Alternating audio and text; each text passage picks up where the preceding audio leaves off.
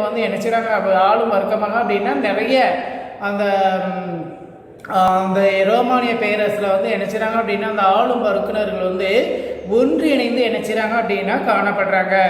இதில் குடியரசின் கீழ் இருந்ததை காட்டிலும், அதாவது என்ன அப்படின்னா இந்த ஆளும் வர்க்கினர்கள் வந்து அந்த குடியரசின் கீழ் இருந்ததை காட்டிலும் இந்த வர்க்கமானது தற்போது மேலும் எப்படி காணப்பட்டு இருந்தது அப்படின்னா செழித்தோங்கி காணப்பட்டிருந்தாங்க. அந்த ஆளும் வர்க்கினர் வந்து அதாவது குடியரசின் கீழ் இருந்த அவங்க வந்து என்ன செய்கிறாங்க அப்படின்னா மேலும் இந்த ஆளும் வர்க்கினர்கள் வந்து என்ன செய்கிறாங்க அப்படின்னா ஒரு செழிப்பாக அல்லது செழித்தோங்கி காணப்பட்டிருந்தாங்க அப்படின்னு நம்ம நினைச்சிடும் பார்க்குறோம். இந்த காலத்தில் தான் அதிக அளவில் ஆடம்பரமான பொருட்களை வந்து என்ன செய்கிறாங்க அப்படின்னா காணப்பட்டிருந்தாங்க.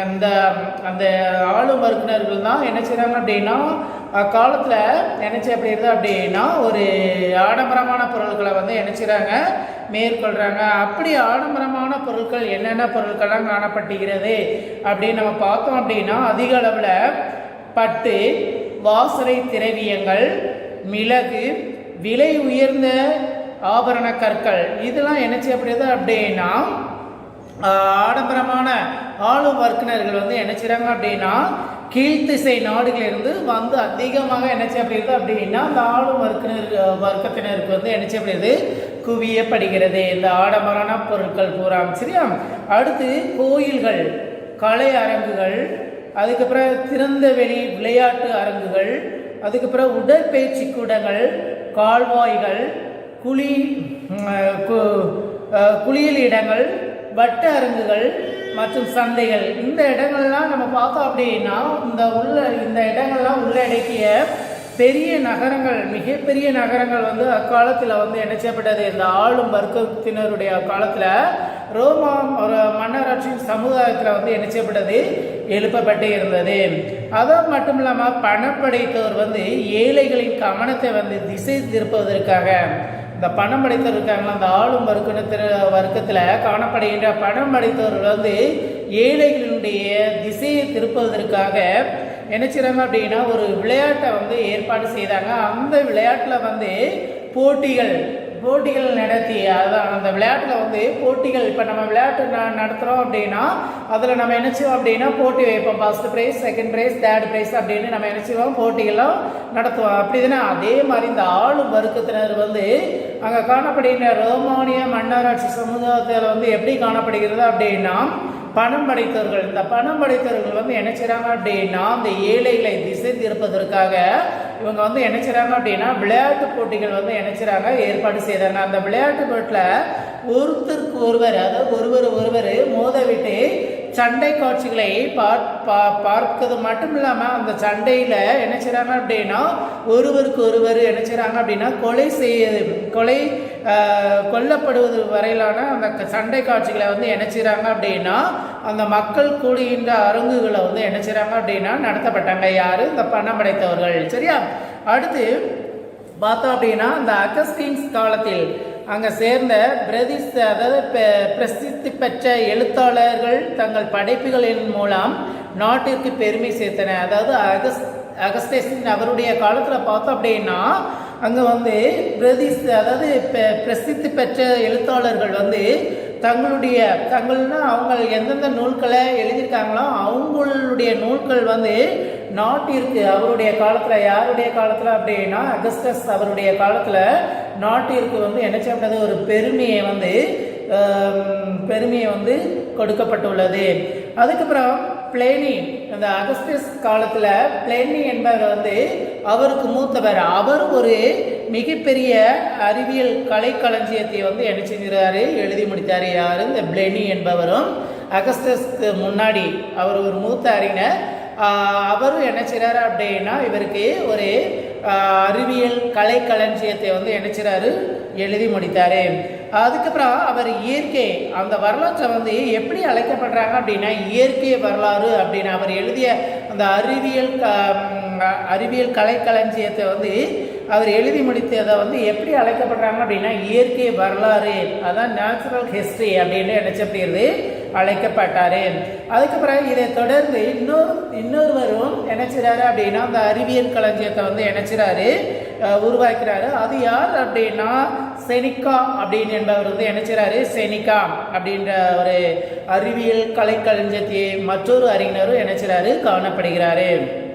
இவர் வந்து தன்னுடைய ஓட்ஸ் என்னும் இந்த ஓட்ஸ் அப்படின்ற ஒரு நூலில் ஹெரோஸ் எபிக்யூரியன்ஸ் தத்துவங்களை நியாயப்படுத்துவதையும் அதுக்கப்புறம் பிரச்சனைகளை எதிர்கொள்ளும் போது அந்த பிரச்சனைகளை வந்து என்ன செய்றாரு அப்படின்னா கொள்ளும் போது இருக்க வேண்டிய மன தைரியத்தையும் இந்த டாய்ஸ் தத்துவம் முன்வைத்த கருத்துக்களை இணைத்து புதியதொரு தத்துவத்தை வந்து என்ன செய்றாரு அப்படின்னா இவர் வந்து என்ன செய்றாரு, உருவாக்கப்படுகிறாரு. யாரு, இந்த செனிக்ஸ் என்பவர். இந்த செனிக்ஸ் என்பவர் வந்து என்ன அப்படின்னா அவருடைய அவர் எழுதின நூலில் வந்து ஓட்ஸ் என்னும் நூலில் ஹெரோஸ் அப்படின்ற எபிக்யூரியன்ஸ் தத்துவங்களை நியாயப்படுத்துவதையும் மற்றும் பிரச்சனைகளை எதிர்கொள்ளும் போது இருக்க வேண்டிய மன தைரியத்தை பற்றியும் இந்த டாய்ஸ் தத்துவம் வந்து என்ன செய்யப்படுகிறது அப்படின்னா டாய்ஸ் தத்துவத்தை முன்வைத்து அந்த கருத்துக்களை வந்து என்ன செய்யப்படுகிறது அப்படின்னா இணைத்து புதியதொரு தத்துவத்தை வந்து என்ன செய்யப்படுறாங்க அப்படின்னா உருவாக்குனாங்க.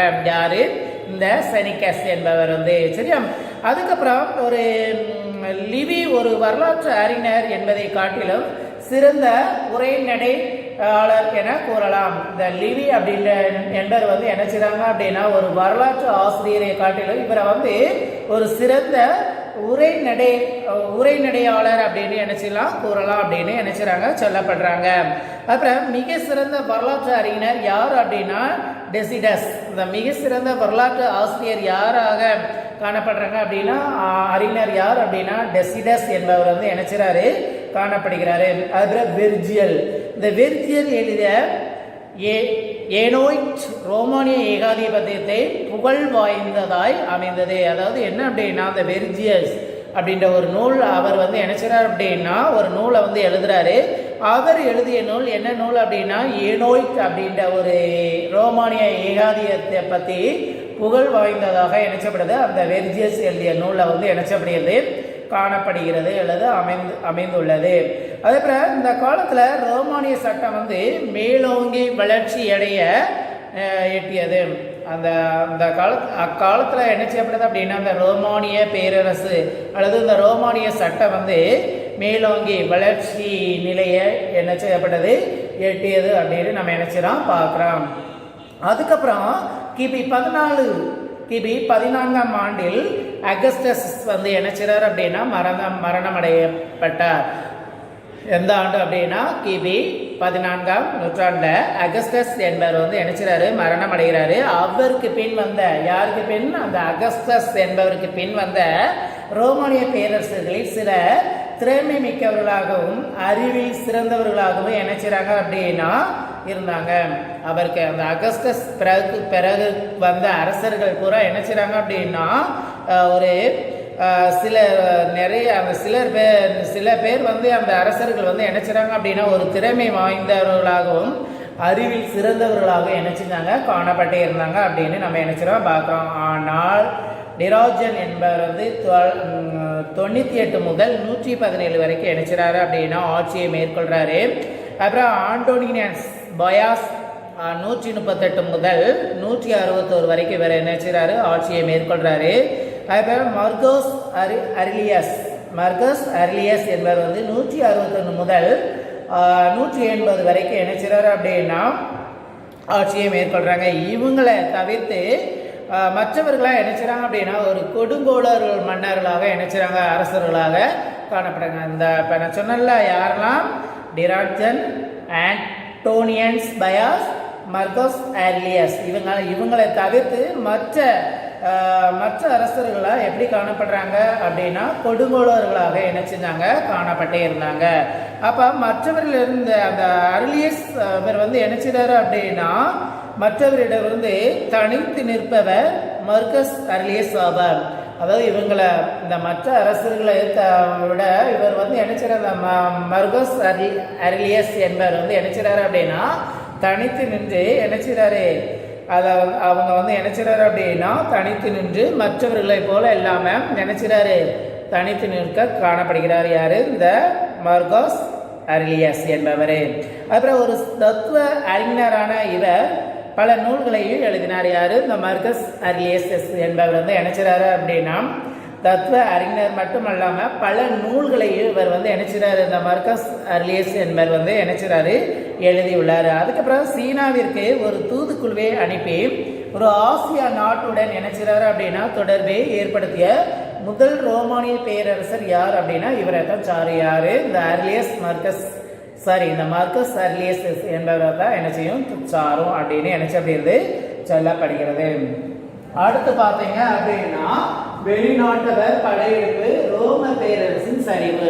இந்த வெளிநாட்டவர் படையெடுப்பு ரோம பேரரசின் சரிவு எப்படி காணப்படுகிறது அப்படின்னா வெளிநாட்டவர் படையெடுப்பு ரோம பேரரசின் சரிவு எப்படி காணப்படுகிறது அப்படின்னா இங்க வந்து பண்பாட்டில், அதாவது என்ன அப்படின்னா கலாச்சாரத்துல பின்தங்கியவர்களின் படையெடுப்புகளால் அபாயங்களை எதிர்கொள்ள ரோம பேரரசு அதிக செலவு கூலிப்படிகளை வந்து என்ன செய்யப்பட்டிருந்தது அப்படின்னா சார்ந்து இருக்க வேண்டியதாக நினைச்சப்பட்டது காணப்பட்டிருந்தது. அதாவது பண்பாடு அப்படின்னா நாகரிகம் இல்லாதனால அவங்களுக்கு கொஞ்சம் அறிவு கம்மியாக என்ன செய்யும் காணப்படுகிறது அப்படின்னு நம்மளாம் தெரிஞ்சுக்கிட வேண்டியதுதான். சரியா? அப்போ அங்கே வந்து என்ன செய்யப்படுது அப்படின்னா அங்கே பண்பாட்டு நாகரிகம் பின்தங்கியவர்களாக காணப்பட்டதுனால அங்கே படையெடுப்புகள் வந்து என்ன செய்யப்படுது மேற்கொள்ளப்படுகிறது. அப்போ அந்த படையெடுப்பின் மூலமாக நிறைய அபாயங்கள், அதாவது நிறைய ஆபத்துக்கெல்லாம் என்ன செய்யப்படுது காணப்படுகிறது. அப்போ அதை எதிர்கொள்வதற்காக ரோம பேரரசு வந்து என்ன செய்யப்படுது அப்படின்னா அதிக செலவு மிக்க கூலிப்படைகளை சார்ந்திருக்க வேண்டியதாக இருந்தது அப்படின்னு என்ன செய்யப்படுதான் நம்ம காணப்படுகிறோம். அப்போ கிபி 330 முதல் அரசின் ஆட்சி மையம் இத்தாலியிலிருந்து கிரேக்க மொழியை பேசும் பைசாண்டிய நகருக்கு மாறியது. அங்கே வந்து என்ன அப்படின்னா கிபி 330 முதல் அரசின் ஆட்சி மையம் வந்து எப்படி எங்கேருந்து எங்கே வரைக்கும் காணப்பட்டிருந்தது அப்படின்னா இத்தாலியிலிருந்து கிரேக்க மொழியை பேசும் பைசாண்டிய நகருக்கு மாறியது. அந்த மைய அரசு வந்து இத்தாலியிலிருந்து கிரேக்க பைசாண்டியா நகரத்திலிருந்து என்ன செய்யப்பட்டது அப்படின்னா மாறப்பட்டிருந்தது. அது எந்த ஆண்டு அப்படின்னா 330 கிபி 330ஆம் ஆண்டு என்ன செய்யப்பட்டது மாறப்பட்டது அப்படின்னு நம்ம நினைச்சிரோம் பார்க்குறோம். அப்போ அங்கே வந்து அங்கிருந்த தொலை தூரத்தில் இருந்த மேற்கு பகுதியை கட்டுப்படுத்த அவங்களால என்ன செய்யல இயல முடியல. அதாவது அந்த காணப்படுகின்ற ரோம பேரரசில் காணப்படுகின்ற மேற்கு பகுதி தொலை தூரத்தில் காணப்படுகிறதுனால அந்த பகுதியை இவங்களால என்ன செய்ய முடியல, இந்த ரோம பேரரசால கட்டுப்படுத்த முடியவில்லை அப்படின்னு நம்ம நினைச்சிரோம் பார்க்குறோம். ஆனால் கிபி 410 ஹோத் அலரிக் ரோமபுரியை சூறையாட பெரும் படையோடு புறப்பட்டார். அதாவது என்ன அப்படின்னா 410 வந்து இந்த ஹோத்து 410ஆம் ஆண்டுல என்ன செய்யப்படுது அப்படின்னா ஹோத் அலரிக் என்பவர் வந்து என்ன செய்றாரு அப்படின்னா ரோமாபுரியை, அதாவது ரோம பேரரசை சூறையாடுவதற்காக என்ன செய்றாரு அங்கே வந்து ஒரு பெரும் படையுடன் என்ன செய்றாரு புறப்படப்படுகிறாரு. அப்போ அங்கே பிராங்குலின் தலைவர் குளோவிஸ் கால் பகுதியை கைப்பற்றினார். இந்த பிராங்குலின் தலைவர் வந்து குளோவிஸ் என்பவர் வந்து அதில் கால் பகுதியை என்ன செய்றாரு அப்படின்னா கைப்பற்றப்படுகிறாரு. அதுக்கப்புறம் ஆஸ்ட்ரோஹோத் இனத்தை சேர்ந்த, அதாவது ஆஸ்ட்ரோஹோத் அப்படின்ற ஒரு இனத்தை சேர்ந்த தியோடரிக் தன்னை ரோமின் பேரரசாக அறிவித்துக் கொண்டார். இவர் வந்து என்ன அப்படின்னா ஆஸ்ட்ரோஹோத் இனத்தை சேர்ந்த தியோடரிக் தன்னை ரோமின் பேரரசாக என்ன செய்றாரு இவர் வந்து அறிவித்து கொண்டாரு. அப்புறம் இறுதியாக என்ன அப்படின்னா கடுமையான தாக்குதலை நடத்திய இவர் வந்து என்ன அப்படின்னா இறுதியாக கடுமையான தாக்குதலை வந்து என்ன செய்றாரு நடத்துறாரு. அதுல வாண்டல்கள் அந்த கடுமையான தாக்குதலை நடத்தியது யார் அப்படின்னா வாண்டல்கள் என்பவர் வந்து என்ன செய்றாங்க அந்த தாக்குதலை வந்து என்ன செய்றாங்க கடைசியாக தாக்கப்படுறாங்க. அப்போ கிபி 476 பேரரசு ரோம்லஸ், கிபி 467 பேரரசு யார் அப்படின்னா ரோம்லஸ் என்பவர் வந்து அகஸ்டஸ் ஆட்சியின் மீது வெறுப்பு கொண்ட ரோம இராணுவம் ஒடோவகார் என்பவரின் தலைமையில் அவரை பதவி நீக்கம் செய்தது. யார் பதவி நீக்கம் செய்தது அப்படின்னா ஒடோவகார் என்பவர். அவர் வந்து அவருடைய தலைமையில் யாரை பதவி நீக்கம் செய்தது அப்படின்னா இந்த ரோம்லஸ் அகஸ்டஸ் ஆட்சியின் மீது வெறுப்பு கொண்ட ரோமர் இராணுவ ஒடோவொகார் என்பவரின் தலைமையில் அவர் என்ன செய்யப்பட்டது, பதவி நீக்கம் செய்யப்பட்டுள்ளது. அப்போ ரோமானிய பேரரசு இத்துடன் என்ன செய்யப்பட்டது, முடிவுக்கு வந்தது. அப்போ என்ன செய்யப்பட்டது, இந்த ரோமானிய பேரரசு என்ன செய்யப்பட்டது, அதோட முடிவுக்கு காணப்பட்டுள்ளது. அடுத்து பார்த்தோம் அப்படின்னா இந்த கிழக்கு ஆசியாவில் பேரரசு உருவாக்கும் சீனா. கிழக்கு ஆசியாவில் பேரரசு உருவாக்கும் சீனா என்னென்ன காணப்படுகிறது அப்படின்னா அதில் சிங் வம்சத்தின் வீழ்ச்சி. சிங் வம்சம், அதாவது சிங் வம்சத்தின் வீழ்ச்சி. இந்த சிங் வம்சத்தின் வீழ்ச்சி வந்து எப்படி காணப்படுகிறது அப்படின்னா வாங்சங் பரவலாக, அதாவது என்ன அப்படின்னா வாங்சங் பரவலாக ஷிகு வாங்தி இவர் வந்து இதனுடைய பொருள் என்ன அப்படின்னா முதல் பேரரசர் என்று பொருள். இதில் அதாவது என்ன அப்படின்னா சிகு வாங்தி அப்படின்னா முதல் பேரரசு என்று பொருள். இதில் என்ன அப்படின்னா வாங்சங் பரவலாக சிகு வாங்தி என அறியப்பட்டவர். இவர் வந்து சீன சிற்றர்களிடையே, அதாவது என்ன அப்படின்னா சீன சிற்றரசர்களிடையே நடைபெற்ற போர்களை முடிவுக்கு கொண்டு வந்தவர் யாரு, இந்த வாங்சங். அதாவது சிகு வாங்திங் என்பவர் வந்து என்ன அப்படின்னா சீன சிற்றரசர்களுக்கு இடையே நடைபெற்ற போர்களை வந்து என்ன செய்றார் அப்படின்னா ஒரு முடிவுக்கு கொண்டு வந்தார். அப்புறம் பிராந்திய அரசுகளை அடக்கி ஒடுக்கி ஒரு வலிமையான நடுவண் அரசை வந்து என்ன செய்றாரு, நிறுவுறாரு. பிராந்திய அரசுகளை அடக்கி ஒடுக்கி என்ன செய்றாரு அப்படின்னா ஒரு வலிமையான அப்படின்னா ஒரு திறமையான நடுவண் அரசுனா மத்திய அரசை வந்து என்ன செய்றாரு அப்படின்னா நிறுவப்பட்டாரு. அப்போ அங்கே வந்து என்ன அப்படின்னா இருந்த போதிலும் ஏனைய பண்பாடுகள் என்ன நாகரிகம் அல்லது கலாச்சாரம் இந்த மாதிரி என்ன செய்யப்பட்டது இருந்ததை போல அல்லாமல் சீனாவின் விவசாயிகளின் எழுச்சிமிக்க போராட்டங்கள் மீண்டும் என்ன செய்யப்பட்டது, நடைபெற்றது. அங்கே வந்து என்ன அப்படின்னா அங்கே வந்து ஏனைய பண்பாடுகளில் மற்ற நாகரிகங்களை விட அங்கே வந்து என்ன செய்யப்பட்டது இப்போ இருந்ததை போல் அல்லாமல் சீனாவில் விவசாயிகளுடைய எழுச்சிமிக்க போராட்டங்கள் வந்து மீண்டும் என்ன செய்யப்பட்டது அப்படின்னா நடைபெற்றது. இந்த போராட்டங்களே சின் வம்சத்தின் ஆட்சியை வீழ்ச்சிக்கு இட்டு சென்றது. இந்த ஆட்சி தான் என்ன செய்யப்படுது அப்படின்னா இந்த போராட்டங்கள் மூலமாக தான் என்ன செய்யப்படுது அப்படின்னா சின் வம்சத்தின் ஆட்சியை வீழ்ச்சிக்கு என்ன செய்யப்படுது இட்டு சென்றுள்ளது அப்படின்னு நம்ம நினைச்சிரோம் பார்க்குறோம். அதுக்கப்புறம் ஹன் அரச வம்சமும் சீன பகுதிகளின் விரிவாக்கம். அதுக்கப்புறம் பார்த்தோம் அப்படின்னா ஹன் அரச வம்சமும் சீன பகுதிகளின் விரிவாக்கம்.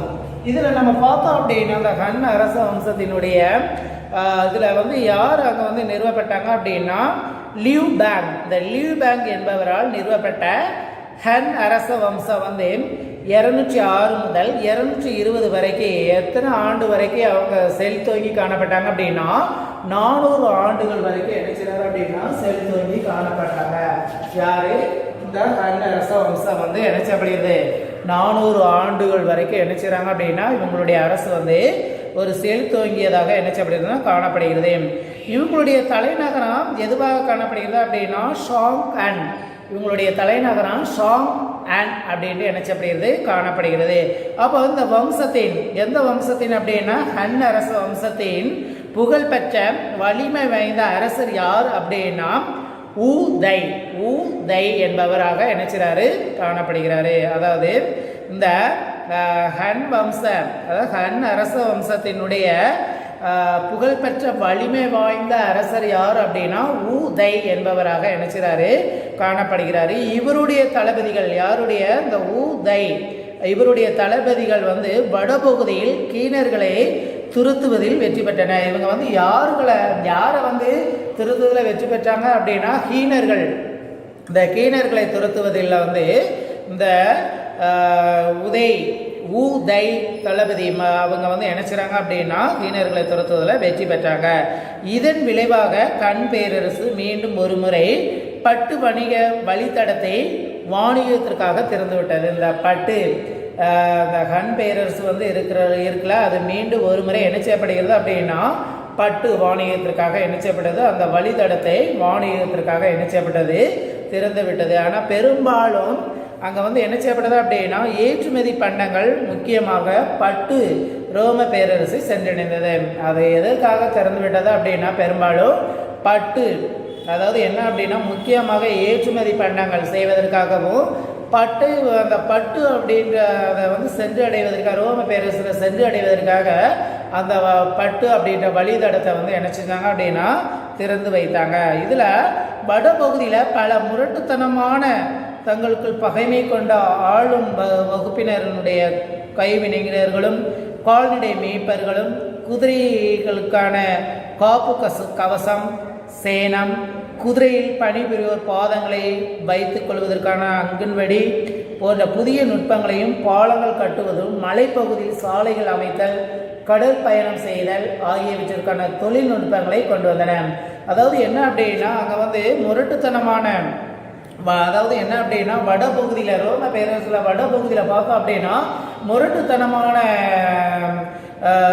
பகைமை வந்து என்ன செய்யப்பட்டது அப்படின்னா அந்த ஆளும் வர்க்கத்தினருக்கு வந்து என்ன செய்யப்பட்டது அப்படின்னா காணப்பட்டிருந்தது. அப்படி அந்த முரட்டுத்தனமான ஆட்கள் யாரெல்லாம் அப்படின்னா கைவினைஞர்களும் கால்நடை மேய்ப்பர்களும் குதிரைக்கான காப்பு கவசம், சேனம், குதிரையில் பயணிய போர் பாதங்களை வைத்துக் கொள்வதற்கான அங்கன்வாடி போன்ற புதிய நுட்பங்களையும், அதுக்கப்புறம் பாலம் கட்டுவதிலையும் மலைப்பகுதியில் சாலைகள் அமைப்பதையும் கடற்பயணம் செய்தல், இதெல்லாம் என்ன செய்யப்பட்டது அப்படின்னா தொழில்நுட்பங்களை கொண்டு வந்தன. இதெல்லாம் என்ன அப்படின்னா அந்த முரட்டு அந்த வர்க்கத்தினுடைய ஆளும் வர்க்கத்தினருடைய கொள்கையும் மற்றும் புதிய தொழில்நுட்பத்தையும் இது என்ன செய்யப்பட்டது அப்படின்னா கொண்டு வந்தன. அதே பிறகு கிறிஸ்துவ சகாப்த துவக்கத்தில் இவர்களது புதிய தொழில்நுட்பங்களை ஹசன் பேரரசு பரப்புவதிலும் செல்வ செழிப்பிலும் ரோமுக்கு நிகராக நின்றது. அதுக்கப்புறம் என்ன அப்படின்னா இந்த கிறிஸ்துவ மதம் வந்து என்ன செய்யப்பட்டது அப்படின்னா இந்த ஹசன் அரச வம்சத்துக்கு என்ன செய்யப்பட்டது அப்படின்னா இது வந்து ஒரு இந்த பேரரசுக்கு வந்து என்ன செய்யப்பட்டது அப்படின்னா ஹசன் பேரரசுக்கு அங்கே வந்து செல்வ செழிப்பிலும் ரோமுக்கு நிகராக என்ன செய்யப்பட்டது அப்படின்னா இந்த கிறிஸ்துவ சமயம் வந்து என்ன செய்யப்பட்டது அப்படின்னா ஒரு துவக்கத்தில் காணப்பட்டிருந்தது. அப்புறம் ஹசன் வம்சத்தின் ஆட்சியின் போதே தான் பௌத்தம் இந்தியாவிலிருந்து என்ன செய்யப்பட்டது அப்படின்னா சீனாவுக்கு வருகை தந்தது. அதாவது எப்படின்னா இந்த அதாவது என்ன அப்படின்னா ஹன் வம்சத்தினரின் ஆட்சியின் போது தான் எந்த வம்சம் இந்தியாவிலிருந்து சீனாவுக்கு வருகை தந்தது அப்படின்னா பௌத்த வம்சம் வந்து என்ன செய்யப்பட்டது சீனாவுக்கு என்ன செய்யப்பட்டது. யாருடைய வம்சத்தில்? ஹன் வம்சத்திலிருந்து, அந்த வம்ச ஆட்சியிலிருந்து என்ன செய்யப்பட்டது அப்படின்னா இந்தியாவிலிருந்து சீனாவுக்கு என்ன செய்யப்பட்டது வருகை தந்தது. எந்த மதம்? பௌத்த மதம். அப்போ பௌத்தத்தோடு சேர்ந்து சீனாவுக்கு வந்த இந்திய கலைகளின் செல்வாக்கு அங்கிருந்து கொரியாவில் என்ன செய்யப்பட்டது அப்படின்னா பரவி பின்னர் ஜப்பானிலும் என்ன செய்யப்பட்டது அப்படின்னா பரவப்பட்டுள்ளது. அதுக்கு பிறகு இக்காலத்தை சேர்ந்த, எந்த காலத்தை சேர்ந்த அப்படின்னா அந்த அதாவது ஹன் வம்சத்தினுடைய காலத்தை சேர்ந்த சில பௌத்த கலைகளில் ஹெலினிக் கலப்பை, அதாவது ஹெலினிக் கலை பாணியின் தாக்கத்தையும் காண முடிகிறது. அங்கே வந்து என்ன அப்படின்னா ஹெலினிக் அவருடைய கலைப்பாணியை அங்கே கலைப்பாணியினுடைய தாக்கத்தை என்ன செய்யப்படுது அப்படின்னா காண முடிகிறது. யாருடைய காலத்தில்? இந்த ஹன் வம்சத்தினுடைய காலத்தில் அங்கே வந்து என்ன செய்யப்படுது அப்படின்னா இந்த பௌத்த கலைகளுடைய ஹெலினிக் கலைப்பாணியின் தாக்கத்தையும் அங்கே வந்து என்ன செய்யப்படுகிறது நம்மளால் காண முடிகிறது. அப்போ மிக பெரும் நிலப்பிரபுகளை கட்டுக்குள் வைத்து இருப்பதே மிகப்பெரிய சிரமமான பிரச்சனையாக என்ன செய்யப்படுகிறது அப்படின்னா காணப்படுகிறது. அப்புறம் ஹன் வம்ச அரசர்கள் இதை என்ன செய்கிறாங்க அப்படின்னா உணரப்பட்டாங்க. அங்கே சீனா ஒருங்கிணைக்கப்பட்ட பின் ஒரு சில 10 ஆண்டுகள் கழிந்தவுடன் சீனாவின் வடபகுதியில் உள்நாட்டு போர் என்ன செய்யப்பட்டது அப்படின்னா வெடித்து போட்டி அரசுகள் அங்கே வந்து என்ன செய்யப்படுது அப்படின்னா போட்டிகள் அதிகமாக என்ன செய்யப்படுது உருவாக்கப்பட்டுள்ளது. அப்போ அங்கே காணப்படுகின்ற பொதுமக்கள் தங்கள் வீடுகளையும் நிலங்களையும் விட்டு வெளியேறி எங்கே செல்லப்படுறாங்க அப்படின்னா யாங்சிங் அப்படின்ற இடத்துக்கு என்ன செய்கிறாங்க அங்கே தப்பி ஓடுறாங்க. அதாவது யாங்சிங் மற்றும் அதற்கு அப்பால் உள்ள பகுதிகளுக்கும் என்ன செய்கிறாங்க தப்பி ஓடப்படுறாங்க. யார்? இந்த சீனாவின் வடபகுதியில் உள்ள உள்நாட்டு போர் வெடித்ததுனால என்ன செய்கிறாங்க அந்த அரசுகள் வந்து என்ன செய்யப்படுது பொதுமக்கள் காணப்படுகின்ற அந்த மக்கள்லாம் யாங்சிங் அப்படின்ற இடத்துக்கு என்ன செய்கிறாங்க அப்படின்னா தப்பி ஓடுறாங்க. அப்போ ஹன் வம்ச ஆட்சிக்கு பிறகு நாடு முழுவதும் அரசியல் உறுதியற்ற தன்மை நிலவியது. அதுக்கப்புறம் என்ன செய்யப்படுது அப்படின்னா ஹன் வம்ச ஆட்சிக்கு பிறகு நாடு முழுவதும் என்ன செய்யப்படுகிறது அப்படின்னா ஒரு அரசியல் உறுதியற்ற தன்மை வந்து என்ன செய்யப்படுகிறது நிலவியது அப்படின்னு நம்ம நினைச்சிடோம் பார்க்குறோம். அடுத்து கிறிஸ்துவத்தின் எழுச்சி. இந்த கிறிஸ்துவத்தின் எழுச்சி வந்து எப்படி காணப்படுகிறது அப்படின்னா அதில் டேவிட் மற்றும் சாலோமன் ஆகியோர் ஆட்சியின் போது ஒரு குறுகிய கால புகழுக்கு பின் யூத இன மக்கள் வந்து பெரும் வீழ்ச்சியை வந்து என்ன செஞ்சது சந்தித்து உச்சகட்ட துயரங்களையும் அனுபவத்தினர். இவங்க வந்து என்ன செய்றாங்க அப்படின்னா அந்த டேவிட் மற்றும் சாலோமன் இவங்க 2 பேரும் என்ன செய்றாங்க அப்படின்னா இந்த ஆட்சியின் எந்த ஆட்சியின் ஹன் வம்ச ஆட்சியின் போது என்ன செய்றாங்க அப்படின்னா குறுகிய கால புகழுக்கு பின் யூத இன மக்கள் பெரும் வீழ்ச்சியை வந்து என்ன செஞ்சாங்க சந்தித்து உச்சகட்ட துயரங்களை வந்து என்ன செய்றாங்க அப்படின்னா அனுபவித்தாங்க. அப்புறம் ரோம பேரரசினுடைய பல பகுதிகளிலும் ஏனைய நாடுகளிலும் பரவியிருந்த அவர்கள் யாரு இந்த கிறிஸ்தவர்கள் தங்களின் பழங்கால பெருமையை மீட்டெடுத்து தர ஒரு மீட்பர் வருகை தருவார் என நம்பினர். அவர் தான் யார் அப்படின்னா தொடக்கத்தில் இயேசுவின் மீது பெரும் நம்பிக்கை என்ன செஞ்சாங்க பண்ணியிருந்தாங்க. அந்த மீட்டெடுத்தவர் யார் அப்படின்னா இயேசு. அவர் வந்து ஒரு நம்பிக்கையை வந்து நமக்கு என்ன செய்வாங்க கொடுப்பாங்க அப்படின்னு என்ன செஞ்சாங்க காணப்பட்டிருந்தாங்க. அப்போ இயேசு வந்து பணம் படைத்தோர் நயவஞ்சகர்களையும் எதிர்த்தன. அப்புறம் சில நடைமுறைகளையும் சடங்கு முறைகளும் கட்டணம் செய்தன. நாங்கள் வந்து என்ன அப்படின்னா சில நடைமுறைகள் அதுக்கப்புறம் நாங்கள் சடங்கு முறைகள்லாம் என்ன செய்யப்படுது அப்படின்னா காணப்படுது. இதனும் கண்டனம் என்ன செய்தார் யார் இந்த இயேசு.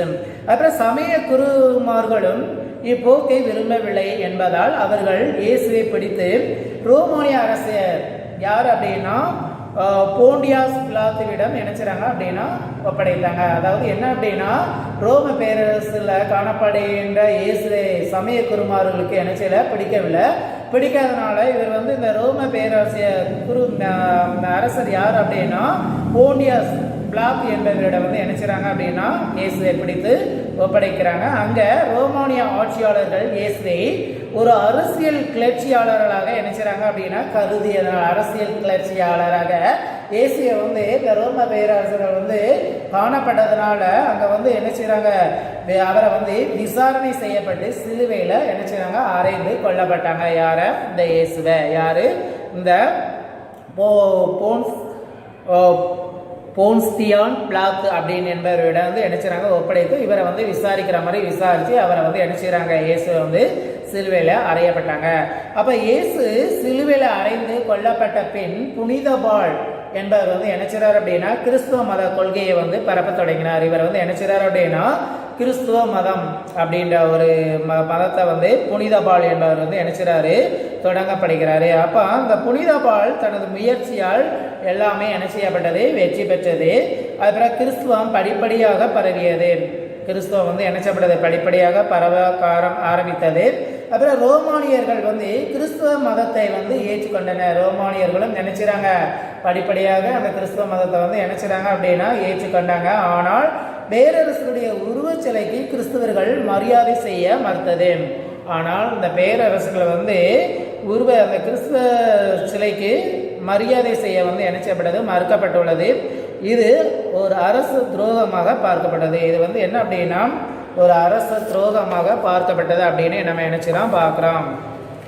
அதுக்கப்புறம் நம்ம பார்த்தோம் அப்படின்னா இது கிறிஸ்தவர்களை துன்புறுத்துவதற்கு வழிவகுத்தது. இது என்ன அப்படின்னா கிறிஸ்தவர்களை வந்து துன்புறுத்துவதற்கு அந்த ரோம பேரரசு வந்து என்ன செய்யப்பட்டது அப்படின்னா காணப்பட்டே இருந்தது.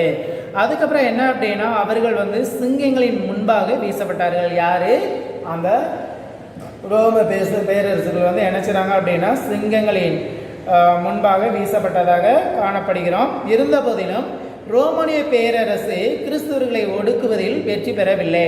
இந்த ரோமானியர் பேரரசு வந்து கிறிஸ்தவர்களை ஒடுக்குவதில் வெற்றி பெறவில்லை என நம்ம நினைச்சிடும் பார்க்குறோம். பின்னர் இந்த ரோமானிய பேரரசில் ஒருவரான கான்ஸ்டாயின் என்பவர் வந்து கிறிஸ்துவராக மாறியதால் கிறிஸ்துவ பேரரசு அரசு மதமாக ஆயிற்று. அதுக்கப்புறம் இந்த ரோம பேரரசில் வந்து என்ன செய்றாங்க அப்படின்னா ஒருவர் வந்து என்ன செய்றாரு கான்ஸ்டான்டைன் என்பவர் வந்து என்ன செய்றாரு கிறிஸ்துவ மதத்துக்கு மாறுதாரு. இவர் வந்து என்ன செய்றாரு அப்படின்னா அந்த கிறிஸ்துவ மதத்தை வந்து பேரரசு ஒரு அரசு மதமாக என்ன செய்றாங்க அப்படின்னா அந்த மதத்தை வந்து கிறிஸ்துவ மதத்தை வந்து இந்த கான்ஸ்டான்டைன் என்பவர் வந்து என்ன செய்றாரு மாற்றப்படுகிறாரு. அடுத்து பார்த்தோம் அப்படின்னா பைசாண்டியம். இந்த பைசாண்டியத்தை நம்ம பார்த்தோம் அப்படின்னா இந்த கான்ஸ்டாண்டினோபிள் தலைநகராக கொண்டு ஏறத்தாழ 1000 வருடங்கள் ஆட்சி புரிந்த பைசாண்டிய பேரரசுகள் தங்களை ரோமானியர்கள் என கூறுகின்றார்கள். அதாவது என்ன அப்படின்னா இந்த பைசாண்டியர்கள் வந்து கான்ஸ்டாண்டின் நோபிலை தலைநகராக கொண்டு ஏறத்தாழ எத்தனை ஆண்டுகளாக ஆட்சியை புரிந்தாங்க அப்படின்னா 1000 வருடங்கள் வந்து நினைச்சுறாங்க ஆட்சி புரிந்த யார் அப்படின்னா இந்த பைசாண்டிய பேரரசுகள். இவங்க வந்து என்ன அப்படின்னா ரோமானியர்கள் என கூறிக்கொண்டார்கள். சரி, ஆனால் அவர்களின் மொழி கிரேக்கமாக, அவர்களின் மொழி என்னவாக காணப்பட்டது அப்படின்னா கிரேக்கமாக இணைச்சப்பட்டது. இந்த பைசாண்டிய மொழி வந்து காணப்பட்டிருந்தது. அங்குள்ள ஆடம்பரமான அரசு மாளிகைகள், நூலகங்கள் கிரேக்க ரோமானிய மொழிகளில் எழுதப்பட்டவை. கற்றறிந்த அந்நகரின் அறிஞர்கள் தீர்க்க வைக்கும் அழகை கொண்ட புனித சோபியா ஆலயம் ஆகியவற்றை கொண்ட கான்ஸ்டாண்டினோபிள் நகரம் அவர்களை விட்டு சென்ற மரபுரிவை கொண்ட கொடைகளாகும். அதாவது என்ன அப்படின்னா அங்கே காணப்படுகின்ற ஆடம்பரமான அரச மாளிகைகள், நூலகங்கள் கிரேக்க ரோமானிய மொழிகளில் எழுதப்பட்டவை. கற்றறிந்த அந்நகரின் அறிஞர்கள் தேய்க்க வைக்கும் அழகை கொண்ட புனித சோபியா தேவாலயம் இதெல்லாம் இணைச்சப்பட்டது அப்படின்னா இந்த கான்ஸ்டாண்டினோபிள் நகரம், அந்த நகரம் வந்து அவர்களை விட்டு சென்ற மரபுரிமை கொடைகளாக இணைச்சப்படுகிறது காணப்படுகிறது. எது இந்த சோபியா தேவாலயம் வந்து இந்த மரபுரிமை கான்ஸ்டாண்டினோபிளினுடைய மரபுரிமை கொடைகளாக இணைச்சப்படுகிறது காணப்படுகிறது. இருந்த போதிலும் அறிவியல் தொழில்நுட்ப வளர்ச்சியை பொறுத்தமட்டில் இக்காலத்தில் குறிப்பிட்டு செல்லும்படியான வளர்ச்சி ஏற்படவில்லை. ஆனால் இருந்தாலும் கூட அங்கே வந்து என்ன அப்படின்னா தொழில்நுட்பம் டெக்னாலஜியினுடைய வளர்ச்சியை அந்த காலத்தில் குறிப்பிட்டு சொல்ல காணப்படவில்லை அப்படின்னு சொல்கிறாங்க. அப்புறம் பேரரசினுடைய பிராந்தியங்களின் பொருளாதாரம் உள்ளூர் நிலப்பரப்புகளின் கைவசம் இருந்தது. அதாவது யார் கையில் அந்த நிலப்பரப்புகள் வந்து யாரிடம் காணப்பட்டது அப்படின்னா பிராந்தியர்களினுடைய கைவசம் வந்து அந்த பொருளாதாரம் வந்து உள்ளூர் நிலப்பரப்புகளிடம் வந்து கைவசமாக இணைச்சப்பட்டது அப்படின்னா காணப்பட்டிருந்தது. அதுக்கப்புறம் சிறு விவசாயிகள் வறுமையில் வாழ்ந்தன. அதாவது என்ன அப்படின்னா சின்ன சின்ன விவசாயிகள்லாம் இணைச்சாங்க அப்படின்னா வறுமையில் காணப்பட்டிருந்தாங்க. அப்புறம் 4வது சிலுவை போரில் எதிரி படைகள் வந்து இந்நகரை கைப்பற்றி கொள்ளையடித்த பின்னர் ஆட்சி செய்த போது பைசாண்டியா நாகரிகத்தின் அடிப்படை பலவீனம் வந்து வெட்ட வெளிச்சமாக தெரிந்தது. அதாவது 4ஆம் சிலுவை போரையில் வந்து என்ன செய்யப்படுது அப்படின்னா எதிரி படைகள் வந்து என்ன செய்யப்பட்டது அந்த பைசாண்டிய நகரத்தை வந்து என்ன செய்யப்பட்டது கைப்பற்றி கொள்ளையடிக்கப்பட்டுள்ளது. அதுக்கப்புறம் அந்த ஆட்சியின் போது பைசாண்டிய நாகரிகத்தின் அடிப்படை பலவீனம் என்ன அப்படின்னா வெட்ட வெளிச்சமாக அங்கே வந்து என்ன செய்யப்பட்டது தெரிந்தது அல்லது காட்டப்பட்டது அப்படின்னு நினைச்சாங்க சொல்றாங்க. அப்போ அங்கே ஆட்டம் கண்டிருந்த பேரரசு இறுதியில் உதுமானிய துருக்கியரிடம் கிபி 1453 வீழ்ந்தது. அப்போ அந்த பைசாண்டிய நகரம் வந்து யாரிடம் கடைசியாக காணப்பட்டு இருந்தது வீழ்ந்தது அப்படின்னா கடைசியாக உதுமானியா துருக்கியரிடம் வந்து இணைச்சப்பட்டது அந்த பைசாண்டிய நகரம் வந்து இணைச்சப்பட்டது வீழ்ந்தது. அது எந்த ஆண்டு வீழ்ந்தது அப்படின்னா 1453 இணைச்சப்பட்டது வீழப்பட்டுள்ளது. சரியா? அப்போ வந்து இதனால் என்ன செய்யப்படுது அப்படின்னா அங்கே வந்து பைசாண்டிய நகரம் வந்து என்ன செய்யப்படுது ஒரு வீழ்ச்சிக்கு காணப்பட்டு இருந்தது. அப்புறம் புனித சோபியா ஆலயம் வந்து நம்ம பார்த்தோம் அப்படின்னா புனித சோபியா ஆலயம் வந்து கிபி 6ஆம் நூற்றாண்டின் இடைப்பகுதியில் கட்டப்பட்டதாகும். இந்த சோபியா ஆலயம் வந்து எந்த நூற்றாண்டில் வந்து கட்டப்பட்டுள்ளது அப்படின்னா 6ஆம் நூற்றாண்டில் வந்து என்ன செய்யப்படுது கட்டப்பட்டுள்ளது. எனது இந்த புனித சோபா ஆலயம் அப்போ அந்த கால ஐரோப்பியாவின் மிக நேர்த்தியான கட்டடமான தேவாலயம் வந்து புதுமையான கட்டடக்கலை நுணுக்கங்களுக்கு பெயர் பெற்றதாகும். அந்த ஆலயம் வந்து என்ன அப்படின்னா காலத்தில் புதுமையான கட்டடக்கலைக்கு ஒரு நுணுக்கங்களுக்கும் ஒரு எடுத்துக்காட்டாக இணைச்சப்படுகிறது பெயர் பெற்றதாக இந்த புனித சோபை ஆலயம் வந்து இணைச்சப்படுது காணப்படுகிறது. அதுக்கப்புறம் கான்ஸ்டாண்டினோபிள் நகரை உதுமானிய துருக்கியர் கைப்பற்றிய போது தேவாலயம் வந்து ஒரு மசூதியாக இணைச்சப்பட்டது மாற்றப்பட்டுள்ளது. இந்த கான்ஸ்டாண்டினோபிள் நகரை யார் மேற்கொண்டாங்க அப்படின்னா உதுமானிய துருக்கியர்கள்.